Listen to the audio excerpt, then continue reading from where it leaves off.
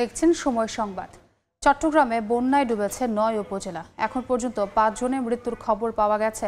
এই মুহূর্তে চট্টগ্রামের ফটিকছড়িতে আছেন রিপোর্টার শফিকুল আলম। সরাসরি যাচ্ছি তার কাছে।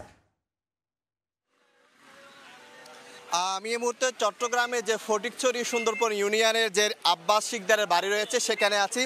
সেখানে বিভিন্ন ত্রাণ সামগ্রী কিন্তু বিতরণ করা হচ্ছে। এই যে আপনি একটি দল আপনারা দেখতে পাচ্ছেন, এটি হচ্ছে এসএসসি 2004 এবং এসএসসি 2006 এর একটি ব্যাচ। তারা পুরো বাংলাদেশ ব্যাপী কিন্তু এই ত্রাণ সামগ্রী কিন্তু বিতরণ করছেন এবং এই শিকদার বাড়িতে কিন্তু তারা ত্রাণ সামগ্রী নিয়ে যাবেন এবং কিছুক্ষণ পরে সেখানে এর আগে কিন্তু বেশ কয়েকটি ঘরে কিন্তু তারা সেই ত্রাণ সামগ্রী দিয়েছেন, এখনই সেগুলো পৌঁছায় দিবেন। পাশাপাশি আমরা দেখতে পাচ্ছি এখানে মেডিকেল টিম রয়েছে বিভিন্ন, তারাও কিন্তু এই যে শিকদার বাড়ি রয়েছে সেই শিকদার বাড়িতে বিভিন্ন অলিতে গলিতে যাবে। এখানে প্রায় কয় হাজার পরিবার হবে এখানে ভিতরে? 2000-এর মতো ভিতরে পরিবার রয়েছে। সেই পরিবারগুলোর জন্য তারা ত্রাণ সামগ্রী নিয়ে যাচ্ছেন এবং যে বাঁশের এবং কলা গাছের ভেলা বানিয়ে কিন্তু তারা সেই সামগ্রী নিয়ে যাচ্ছে। এটি হচ্ছে 2004 এবং 2006 ব্যাচে, অর্থাৎ এসএসসি 2004 এবং 2006 ব্যাচ। তারা সারা দেশব্যাপী কিন্তু এই প্রোগ্রামগুলো চালু করেছে। তারই অংশ হিসেবে তারা সেইগুলো নিয়ে যাচ্ছে। আপনারা দেখতে পাচ্ছেন দূরে দূরে একটু দেখায় যে বন্যার্ত যে মানুষগুলো রয়েছে তারা কিন্তু বিভিন্নভাবে তারা কিন্তু আসছেন এবং এসে কিন্তু তাদের যে প্যাকেটগুলো সেগুলো নিয়ে যাওয়ার চেষ্টা। আমরা আরেকটু দেখাই, এখানে আমার পাশে একটু দেখাই যে মেডিকেল টিম রয়েছে, সেই মেডিকেল টিমরা কিন্তু প্রস্তুতি রয়েছে। আপনারা কোত্থেকে আসছেন মেডিকেল টিমরা? আপনার আপুর সাথে একটু কথা বলার চেষ্টা। আপনারা কোত্থেকে এসেছেন এবং কি কি দিয়ে পণ্য এখানে আসলে কি সার্ভিস দিবেন? আমরা এসেছি হচ্ছে চট্টগ্রামের বিভিন্ন নার্সিং ইনস্টিটিউট থেকে, বিভিন্ন হসপিটাল থেকে। আমরা এখানে মেডিকেল টিম নিয়ে এসেছি, ত্রাণ সামগ্রী নিয়ে এসেছি, রেস্কিউ টিম নিয়ে এসেছি। ধরেন কোনো জায়গায় আমরা ত্রাণ দিতে যাচ্ছি, সেই ক্ষেত্রে মানুষের মেডিকেল সাপোর্টটা দরকার। আর এদিকে তেমন কোনো মেডিকেল টিম আসে নাই, আমরাই প্রথম মেডিকেল টিম। সেজন্য আমরা সবাই মিলে আমাদের থেকে যৌথভাবে টাকা তুলে সমন্বয় করে এখানে মেডিকেল সার্ভিস ওষুধগুলো দেওয়া হচ্ছে এখানে মূলত পানিবাহিত রোগের জন্য। আবার হচ্ছে পানির মধ্যে অনেক মানুষের জ্বর, ঠান্ডা, অনেক ধরনের সমস্যা দেখা দিচ্ছে। ড্রেসিং থেকে শুরু করে অক্সিজেন সাপোর্ট সব কিছুই দিতে পারবো আমরা।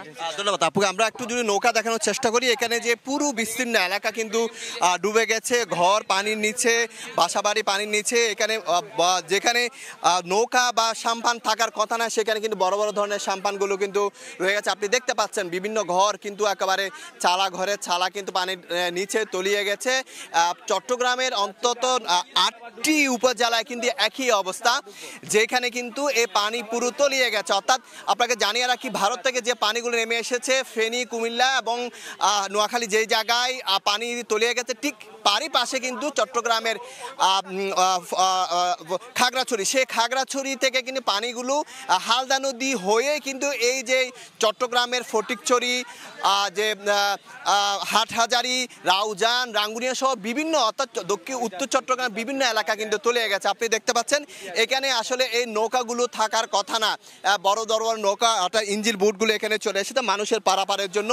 এবং পানি কিন্তু কি ধরনের পানি, এখানে গতকাল কিন্তু প্রচুর পানি ছিল এবং এখানে যারা বন্যার্ত রয়েছে তারা কিন্তু আসলে ত্রাণের জন্য কিন্তু ভিড় করছেন এবং বিভিন্ন দলে বিভক্ত হয়ে কিন্তু তারা এখানে বিভিন্ন টিম কিন্তু এখানে এসে আমরা টিমগুলো দেখানোর চেষ্টা করি। আপনি সামনের দিকে একটু দেখানোর চেষ্টা করি, যারা বন্যার্ত যারা রয়েছে তারা কিন্তু মানুষ দল বেঁধে কিন্তু এদিকে আসার চেষ্টা করছে, অর্থাৎ পানিবন্দী মানুষগুলো। এটি হচ্ছে চট্টগ্রামের ফটিকছড়ি উপজেলা সুন্দরপুর ইউনিয়নের আব্বাস শিকদারের বাড়ি বলা হচ্ছে। আপনি দেখতেন যারা ঘরের মধ্যে আটকে ছিল তারা কিন্তু কিভাবে সেখান থেকে তাদের কাপড় চোপড় বিভিন্ন জিনিসপত্র নিয়ে কিন্তু তারা ঘর থেকে বের হয়ে আসছেন।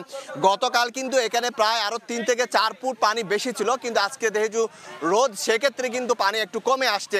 এবং যে মেডিকেল যে টিম আপনি দেখতে পাচ্ছেন সেই মেডিকেল টিমগুলো কিন্তু সেখানে ভেতরে, অর্থাৎ যেখানে আসলে আমাদের যাওয়াও অনেক ক্ষেত্রে সম্ভব না বেশি পানির কারণে, সেখানে কিন্তু মেডিকেল টিমগুলো যাচ্ছে এবং পাশাপাশি গ্রামবাসী কিন্তু তাদেরকে সহায়তা করছে এবং বিভিন্ন তথ্য দিয়ে এবং যে পণ্যগুলো সেখানে নিয়ে যাচ্ছে। আপনাদের এখানে কয়টা ফ্যামিলি আছে এবং কি কি ধরনের সমস্যা আছে ভিতরে? আপনি কি এটা তো আমার সুন্দরপুর, আমি ফটিকছড়ি জামাতের আমির। এটা আমার 10 নং সুন্দরপুর ইউনিয়ন 1 নং ওয়ার্ড। এখানে খালদা নদী বয়ে গেছে, এইখানে ফটিকছড়ির সমস্ত পানিগুলা এই নদী দিয়ে চলাচল করে এবং মুখটা এখানে ক্ষতিগ্রস্ত যা হয়ে গেছে, এটা আল্লাহর হস্তে হয়েছে। খালদা নদী থেকে পানিগুলো আসছে? জি জি হ্যাঁ জি জি। এখন এখানে প্রায় মনে করেন 500-1000 লোক পানিবন্দী আছে এই গ্রামে, শুধু 1 নং ওয়ার্ডে। এরপরে পুরো সুন্দরপুরে বলতে গেলে একেবারে 30,000 লোক এখন পানিবন্দী পুরো সুন্দরপুরে। এরপরে সহযোগিতা আসতেছে, কিন্তু যাওয়াটা কঠিন হচ্ছে। আচ্ছা, এখানে সুন্দরপুরে শুধু এই এলাকায় 4 থেকে 5,000 মানুষ পানিবন্দির কথা বলছে, কিন্তু আমরা মিডিয়ার মাধ্যমে যে তথ্যটি পাচ্ছি সেটি হচ্ছে পুরো 8টি উপজেলায় প্রায় 2 থেকে 3 লাখ মানুষ পানিবন্দী রয়েছে। চট্টগ্রামে, উত্তর চট্টগ্রাম বিশেষ করে, যদিও দক্ষিণ চট্টগ্রামের চকরিয়া এবং কক্সবাজার দিকে কিছু কিছু জায়গায় পানি এসেছে, কিন্তু এই যে পানিগুলো দেখা যাচ্ছে হালদা নদীর পানি, এগুলো হচ্ছে যে ফটিকছড়ি এবং হাটাদাইশ এবং যে খাগড়াছড়ি থেকে যে পানি এসেছে, ভারত থেকে যে পানি আসছে বলা হচ্ছে, সে পানি কিন্তু হালদা নদী বেয়ে কিন্তু উত্তর চট্টগ্রামে এসেছে। আপনি দেখতে পাচ্ছেন শিশুদেরকে নিয়ে তা মারা কিভাবে আসছেন সেখানে, যারা পানির মধ্যে এত যে আটকে ছিল, হয়তো তারা যেখানে পানি নেই সেই জায়গায় যাওয়ার চেষ্টা করছেন। কিন্তু গতকালে এখানে অবস্থা আরও ভয়াবহ ছিল, এখানে পানি আরও 3 থেকে 4 ফুট পানি বেশি ছিল। আজকে যেহেতু বৃষ্টি কমে গেছে সেক্ষেত্রে পানি নামতে শুরু করেছে। এখানে আমরা কিছুক্ষণ আগে জামায়াতের আমির এই সুন্দরপুরে, তার সাথে আমি কথা বলেছিলাম, তারা বলছে তাদের ফটিকছড়ির জামায়াতের আমির, আপনার নামটা?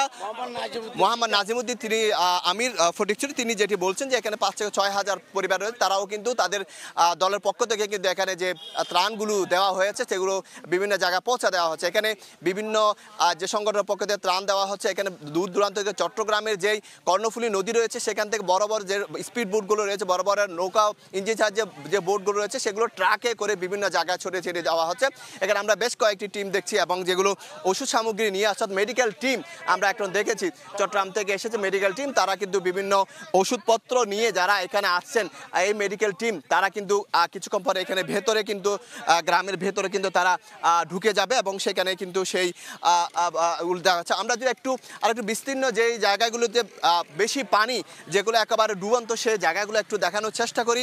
এই যে ফটিকছড়ির এই সুন্দরপুর ইউনিয়নের এই যে এলাকাগুলো রয়েছে সেগুলো পুরো বলা জায়গা পানির নিচে তলিয়ে গেছে এবং যে ফসলি জমি, যে মাছের ঘের এবং যে সবগুলো কিন্তু ডুবে গেছে এবং ক্ষেত মানুষের যে সেগুলো ডুবে গেছে।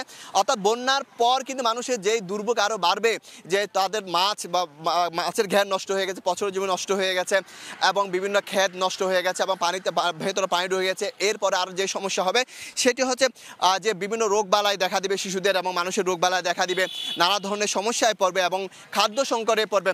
তো সব কিছু মিলিয়ে যেটি বলতে পারি এই মুহূর্তে বলা যায় ফটিকছড়ির যে গতকালকে ভয়াবহ অবস্থা ছিল হাটাদার ফটিকছড়ি, আজকে বলা যায় মোটামুটি মানুষ ঘর থেকে বের হচ্ছে। তবে বিভিন্ন টিম এবং বিভিন্ন মেডিকেল টিম এসে তারা কিন্তু ত্রাণ সহায়তা দিচ্ছে চট্টগ্রামে এই ফটিকছড়িতে।